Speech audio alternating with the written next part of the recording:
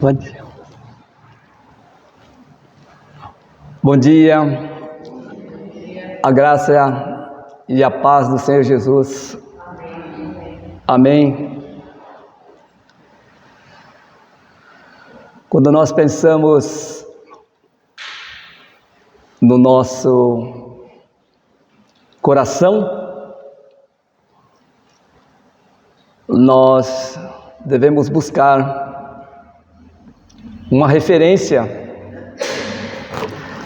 para que nós possamos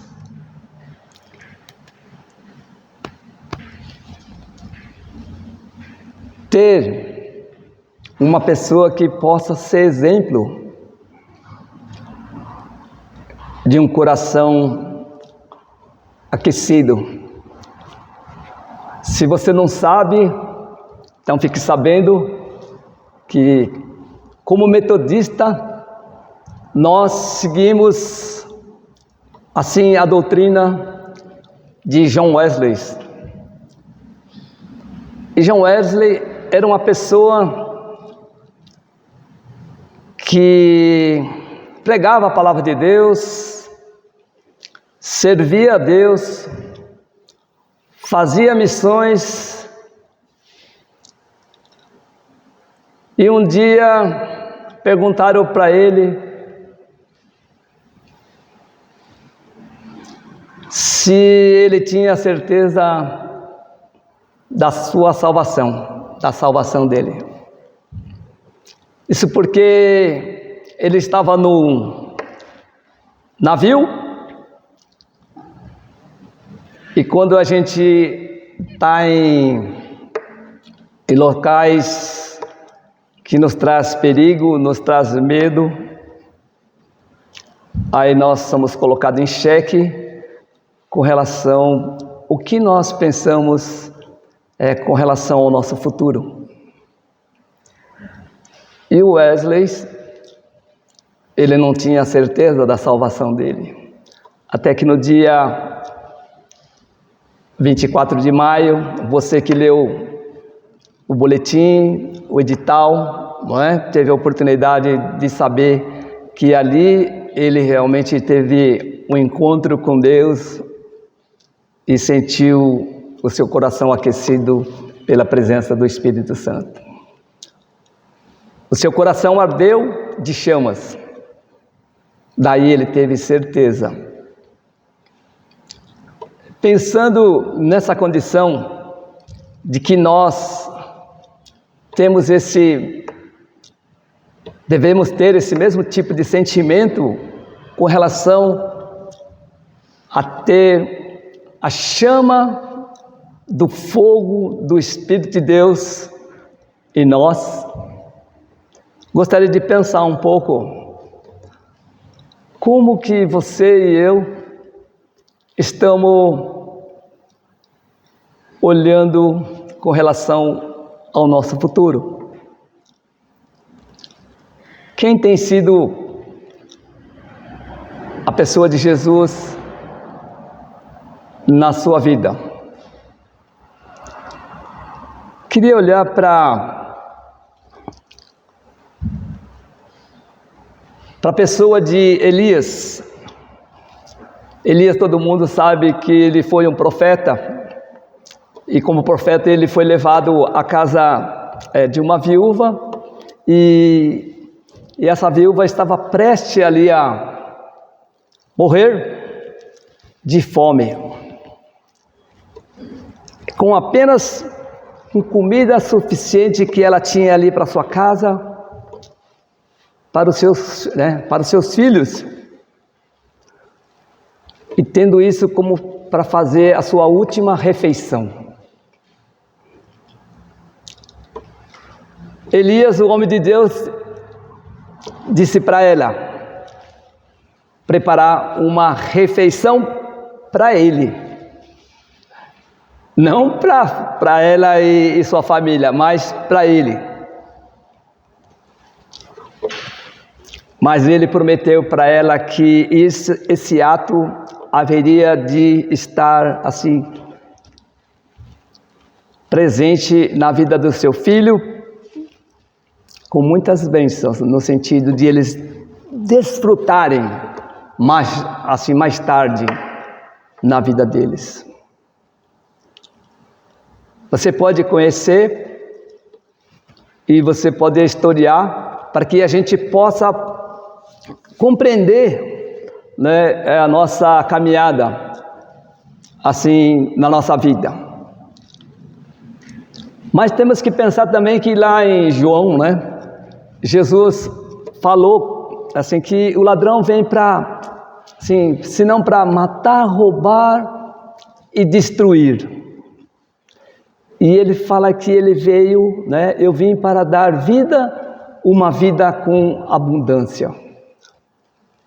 Como seria essa vida de abundância?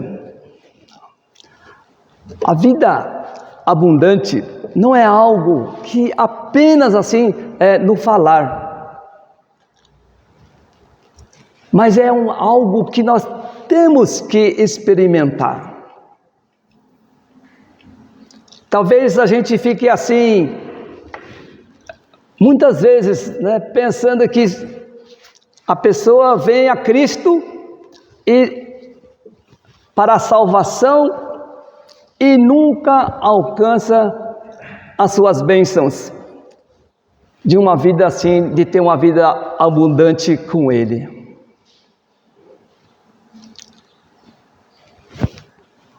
Se olharmos assim, essas duas histórias aqui, nós podemos assim, ilustrar assim, com relação à nossa necessidade de poder assim, colocar o quê? Jesus em primeiro lugar.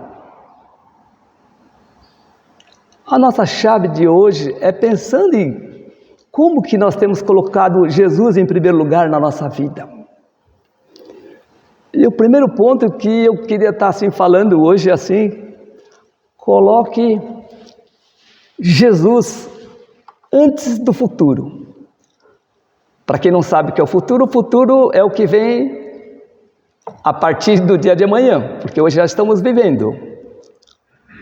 Então, vamos colocar. Como seria essa forma de a gente colocar Jesus antes do futuro?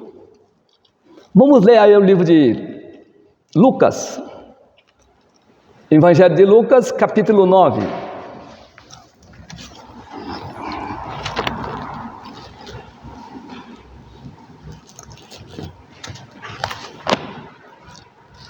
Lucas, capítulo 9, a partir do versículo 57.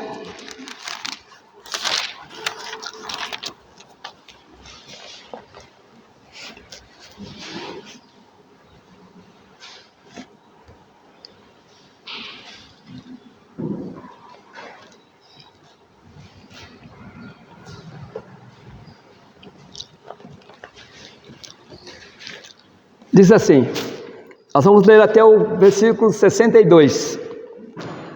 Fala assim, indo eles caminhar fora, alguém lhe disse, seguir-te-ei para onde quer que fores. Mas Jesus lhe respondeu, as raposas têm seus covis e as aves dos céus ninhos, mas o Filho do Homem não tem onde reclinar a cabeça. O outro disse, Jesus, segue-me. Ele, porém, respondeu, permita ir primeiro sepultar meu pai. Mas Jesus insistiu, deixe aos mortos ou sepultar os seus próprios mortos. E porém vai e prega o reino de Deus. Outro lhe disse, seguir-te-ei, Senhor, mas deixa-me primeiro despedir dos de casa. Mas Jesus lhe replicou, ninguém que tendo posto a mão no arado, olha para trás e apto para o reino de Deus. Até aqui. Coloque Jesus antes do futuro.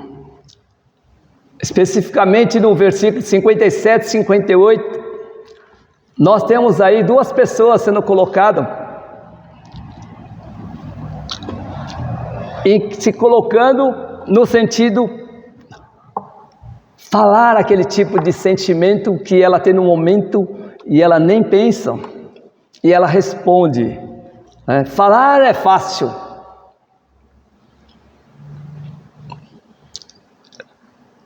Quando nós, às vezes, pegamos o microfone,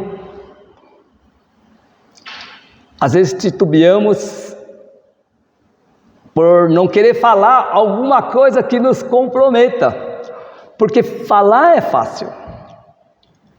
Agora, a gente poder viver isso é uma coisa mais complicada na vida do cristão. Há muitos cristãos assim, se a gente olhar, que são como este primeiro que nós lemos aqui, que fala que vai seguir a Jesus para onde ele for. É fácil dizer: Senhor, eu te seguirei em qualquer lugar.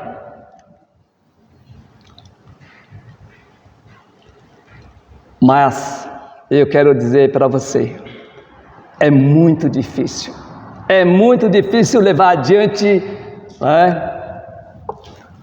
com esse compromisso.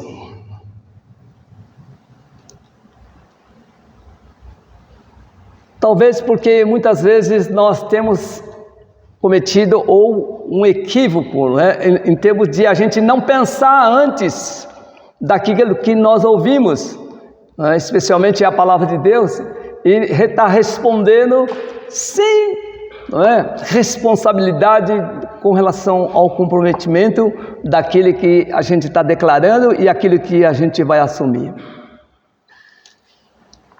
Essa ideia de que todos os seus problemas desapareceram, de repente, quando você assim entrega totalmente a sua vida,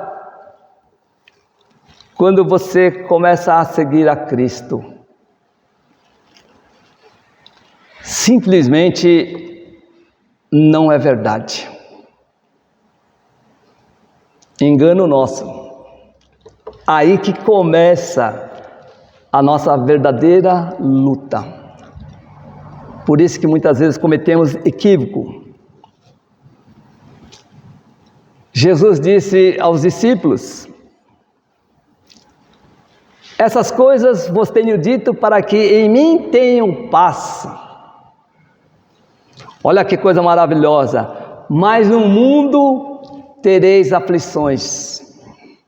Esse versículo é muito conhecido, não é? João 16:33. Mas ele fala: mas tende bom ânimo, eu venci o mundo.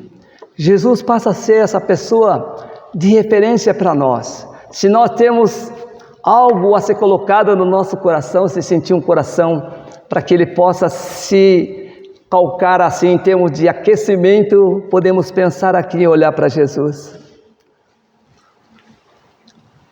Olha aqui a chamada para nós. Se nós não estamos tendo algum tipo de problema em nosso serviço a Deus, no prestar assim a viver com Deus esse compromisso, é provavelmente porque nós não estamos seguindo de uma forma correta, nós estamos longe de Jesus.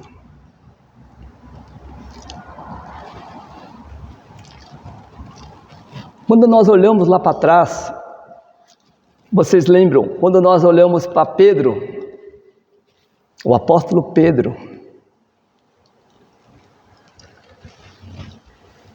Pedro disse a Jesus: Senhor,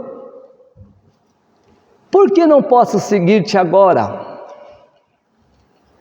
Darei a minha vida por tua causa. Você tem essa condição de se declarar isso?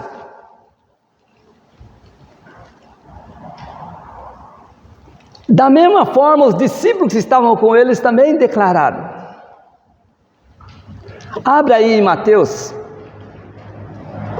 26, para que a gente possa ver a petulância da forma que cada discípulo que estava andando com Jesus ali, ele se declarava em relação a esse amor, essa convicção que eles pensavam que tinha, mas ao mesmo tempo algo confundia ali dentro da sua ideia, primeiramente na sua mente e em relação ao seu coração.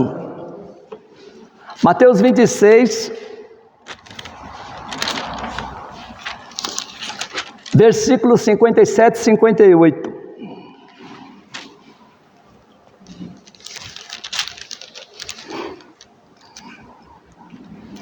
Diz assim: e os que prenderam Jesus o levaram à casa de Caifás, o sumo sacerdote, onde se haviam reunido os escribas e os anciãos.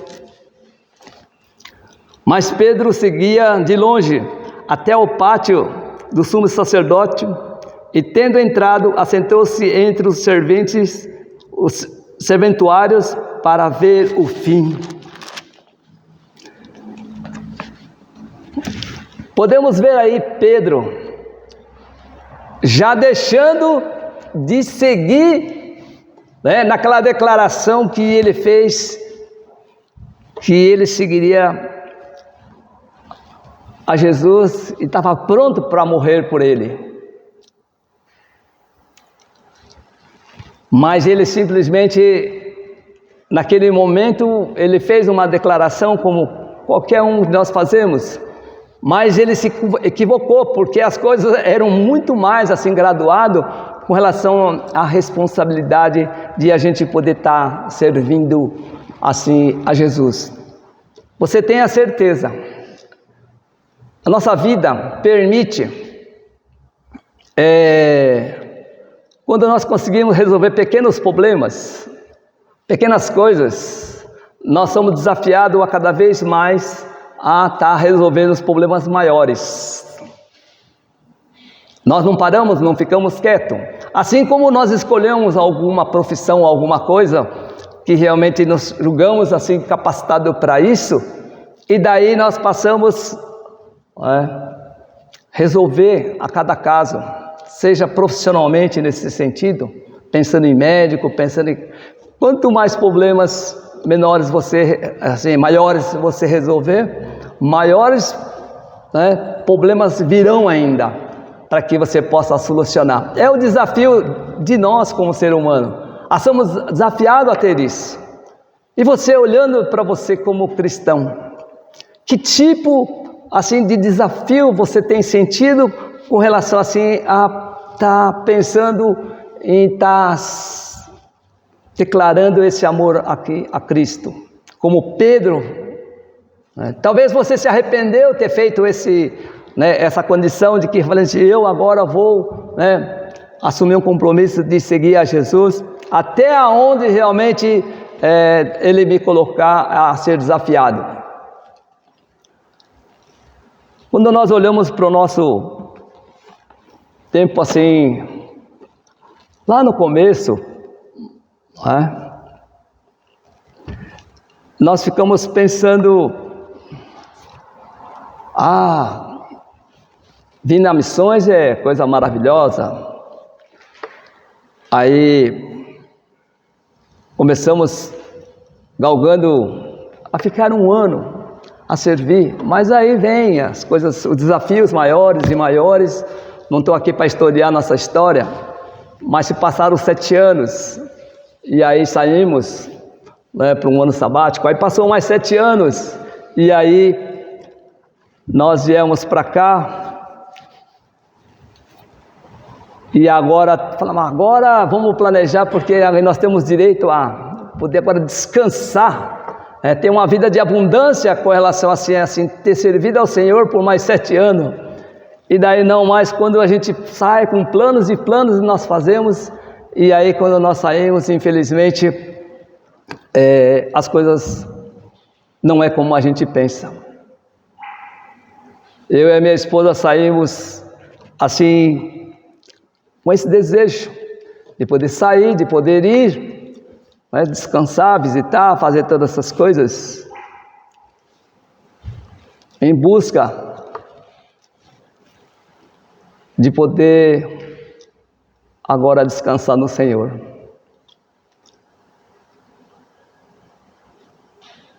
Não mais que andar 350 quilômetros, 400 quilômetros, aí fundiu o motor. Aí você começa a questionar Deus. Você começa a falar, Deus, mas cadê minha vida de abundância? Não é? E Jesus falou. Ele não disse que nós não teríamos aflições.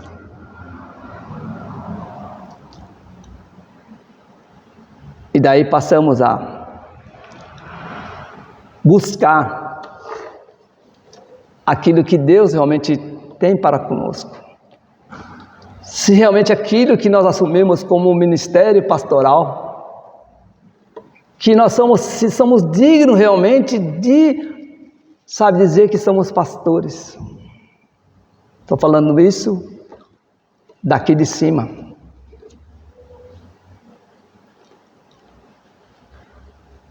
Talvez em certo momento você pega e está na hora de parar, é melhor, né, se aposentar, e pensando que assim vai acabar as circunstâncias, os problemas. Mas pensando de uma forma melhor, a gente foi para um renovo. Mas não é um renovo que a gente pensava em termos da carne, mas um renovo que nós temos que continuar servindo a Deus, independente das aflições que nós vamos passar.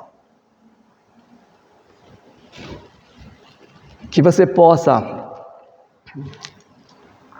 parar para pensar um pouco com relação à sua vida.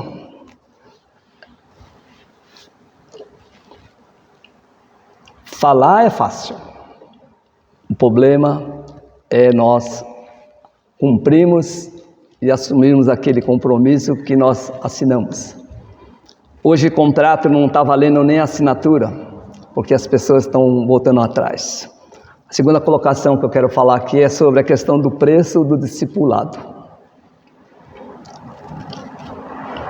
Não se deve ser encarado assim como qualquer coisa. Quando a gente fala discipulado, é com relação à pessoa de Jesus. Nós somos discípulos de Jesus. Jesus fala que se um homem deseja construir uma torre, construir um prédio, né, ele primeiro senta, faz ali, pega a sua planilha, analisa, faz o seu custo, para ter certeza que ele vai ter o suficiente para terminar. Então é isso. Eu disse que quando a gente aceita Cristo, ali que começa realmente a gente ser trabalhado. Você sabe que quando nós aceitamos a Cristo, nós somos um diamante bruto na mão do Senhor. Cada um de vocês é um diamante bruto na mão do Senhor. E cada um de nós vai ser lapidado. Qual vai ser essa qualidade desse brilhante que vai nascer de você como um discípulo de Jesus? Por isso que nós temos que pensar nisso. Se você pensa, tudo tem um custo. É nisso que nós temos que estar pensando qual seria, nós queremos ser aquele cara que começa o prédio e fica lá depois, para o prédio e fica lá 10, 20, 30 anos, como se fosse um templo em construção que nunca termina, ou sendo assim ridicularizado assim pelas pessoas que passam, fala, tá lá, ó, começou, e aí começam a falar coisa deles, e não conseguiu terminar. Te prepare você deve se preparar. Essa pessoa que estava aí, a primeira pessoa que nós colocamos, que falou que ele seguiria a Jesus, ele com certeza, ele viu assim a multiplicação dos pães, né, e de peixe, ele viu ali Jesus alimentando multidões, né? Ele viu o lado bom, o lado, sabe, da bênção, da parte gloriosa de Deus.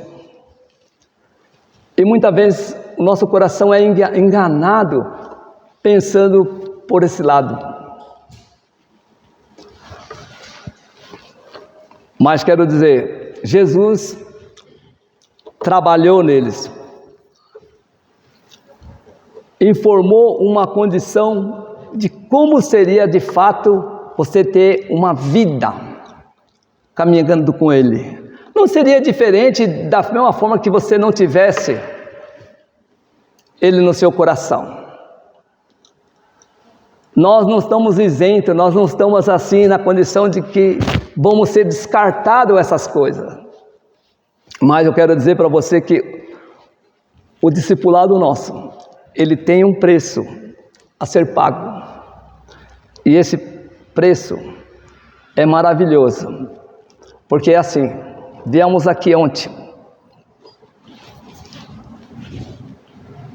Mas para poder fazer esse chá, quando eu falo nós, as mulheres também não. Teve todo um trabalhar para poder fazer, preparar, para poder realmente compartilhar com as pessoas. E foi uma maravilha, foi uma bênção, todo mundo feliz. Aí terminado toda aquela coisa, a comunhão, aquela comilança todos, quantas pessoas que ficaram para poder realmente fazer o restolho, para poder assumir esse compromisso.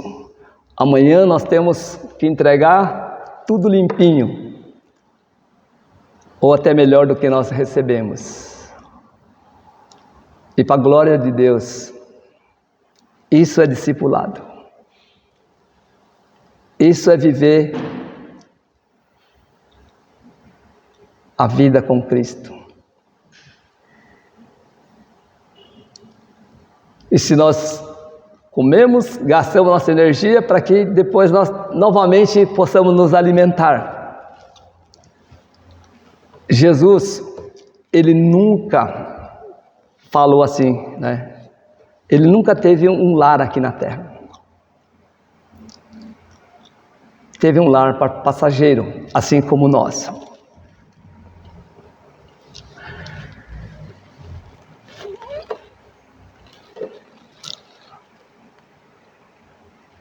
Penso eu, juntamente com a minha esposa,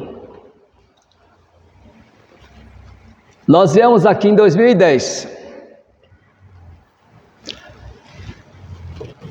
e tudo debaixo de oração em termos de você vir fazer missões, de poder vir aqui falar do amor de Deus, de poder a gente estar aqui encorajando as pessoas a ter uma vida com propósito com Jesus.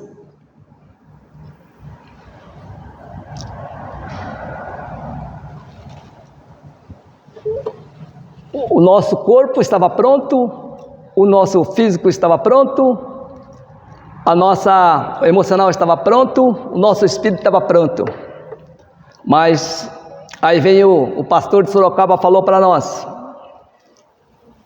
você está sabendo que lá no Paraguai estava em estado de sítio 30 dias? Você que estava aqui nessa época, você deve lembrar, antes de 2010. Daí ele perguntou para nós: vocês ainda estão prontos para encarar essa situação? De sair desse bimbão, do comodismo, onde nós estávamos? Ao invés de ele encorajar a gente, ele jogou a gente para baixo. Colocou medo, no sentido, qual seria o nosso desafio a ser encarado, esse nosso discipulado. Mas nós já tínhamos calculado o preço do que nós teríamos que realmente para onde nós estaríamos indo e o que nós teríamos que abrir mão. Nós abrimos mão de tudo lá. Me faz lembrar porque a gente está em fim de jubilado no sentido de ministério, mas faz recordar, valeu a pena ou não valeu? Que isso possa ficar de um legado realmente para vocês olharem. Porque estamos saindo, ou na verdade ainda não estamos saindo, mas estamos inteiros, né? Aí nesse sentido. Sabíamos quais os riscos que nós teríamos, as perseguições, as retaliações, as dificuldades de todas essas coisas. Que você possa, assim, saber que nada do que vier a acontecer com você pode deter essa tua tomada de decisão, esse seu discipulado de você seguir assim como assim discípulo de Jesus. Que você possa ganhar força, você possa ganhar esperança, renovo. Não importa o tamanho que seja as dificuldades. Nós temos tantas situações. Vocês não lembram aqui, mas quem conheceu o pastor Jorge Cizido, ele esteve conosco aqui. Inclusive, quando eu fui assim ordenado pastor local, ele já foi agora colocado como pastor emérito, pedindo licença, e motivo para que vocês possam estar orando. Nós estamos falando sobre oração. Ele está doente e está com muita dor, sofrendo muito com o seu corpo. Ele só não prossegue a caminhada porque ele não consegue suportar tamanha dor em todo o seu corpo. A gente não está livre porque temos Jesus no coração, nós não estamos livres de passar pelas aflições. Isso faz parte da vida do ser assim, humano, né? Então que você não olhe somente para você, o que você está passando, mas pensa que Jesus está com você, que Ele é assim, aquele que vai, né, carregar você, aquele que vai fazer com que você possa vencer essas dificuldades, todas as aflições que você possa estar sentindo. E por terminar, terceiro, eu quero dizer para você, Jesus deve vir primeiro antes do futuro. Olha que interessante. Como é que é isso? Jesus vê antes do futuro. Muitos cristãos dizem que estão vivendo pela fé, enquanto na verdade estão andando pela vista, pelos olhos. É por aquilo que vê, por aquilo que nós conseguimos enxergar. Isso não é fé. Fé é você crer naquilo que você nem sabe, nem viu, mas você já visualiza ele, que ele realmente vai acontecer para você, na sua vida, nas suas coisas. As promessas de Deus, eu quero dizer para você que elas são verdadeiras. Deus não parou de trabalhar. Ele suprirá toda a nossa necessidade. Tudo depende do que você almeja, tudo que você depende que você tem necessidade, e tudo depende também daquilo que você está pronto a colocar. Está aí um motivo que a gente possa colocar o futuro, né, Jesus, em relação ao nosso futuro. Estamos falando sobre oração, então vamos colocar, vamos trabalhar. Não vamos ser como certos missionários, assim, falando diretamente para esse, que nunca retorna ao seu campo. Ele vai pela primeira vez e vai lá, conhece o campo, vê que realmente não é como você gostaria que fosse, é onde não tem nada, falta tudo e é sacrifício, e aí ela nunca mais volta para esse lugar, porque ela quer resolver os seus problemas.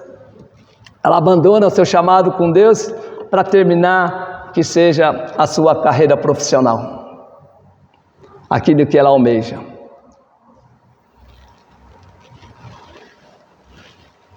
Não planejamos o futuro e depois seguimos Jesus. Olha bem aqui, realmente a gente olhar para isso. Não planejamos o futuro e depois seguimos Jesus. Seguimos Jesus primeiro e deixamos que Ele cuide do nosso futuro. Amém? Que você possa, sabe, tem o preço, mas não é a circunstância, não é as aflições que vai fazer com que a gente se afaste assim da nossa caminhada como discípulo de Jesus. Que ela seja para nós como um desafio a ser vencido. Agora, não por isso que você agora não vai mais abrir a sua boca para dizer sim, Jesus, amém. Mas aí que assim, quanto maior é o seu desafio, maior vai ser a bênção na sua vida. Talvez você não alcance os seus galardões aqui na terra, mas tenha certeza lá no céu, quando você chegar, você vai ter uma árvore pendurada assim, envolto, muitos galardões, porque você realmente é um discípulo de Jesus, é aquele que encarou, não importando que sejamos como Jesus, eu venci o mundo. Não sei com quantas partes do meu corpo eu vou chegar lá, como outros, eu falo isso para minha esposa, não importa, o que importa é como o nosso coração vai chegar lá, aquecido ou faltando aquecimento, ou não vai ter combustível suficiente para chegar até a presença de Jesus. Que você e eu possamos pensar um pouco, ter a convicção de poder tomar nossas decisões e dizer sim, Jesus, eu quero, independente daquilo que é o mundo, eu quero ser discipulado, eu quero ter essa vida que é de abundância que o Senhor nos promete, e que possamos ter um coração que esteja pronto primeiro a seguir Jesus e deixar que Ele cuide do nosso futuro. Vamos levantar?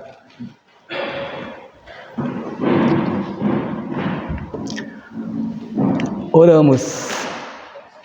Pai Santo, Tu és, Senhor, o Deus Criador de todas as coisas. Tu nos criaste, Deus, segundo a vossa imagem e semelhança, e nos desse vida em Cristo Jesus. E hoje nós temos, Deus, a certeza, Deus, da alegria da salvação.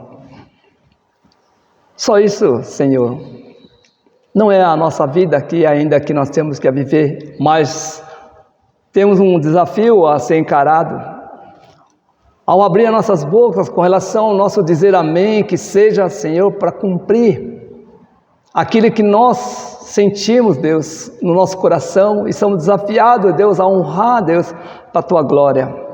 Deus, sejamos encorajados, Deus, a ser assim, um coração renovado na Tua presença, fortalecido, Deus, com a fé em Jesus, que nos promete uma vida, Deus, de abundância, mesmo ao meio das aflições, que possamos ser desafiados a isso, Deus, a continuar, Deus, seguindo a Jesus, que possamos ser parecidos cada vez mais com Ele e cumprir, Deus, o chamado de cada um, Senhor, aqui na terra.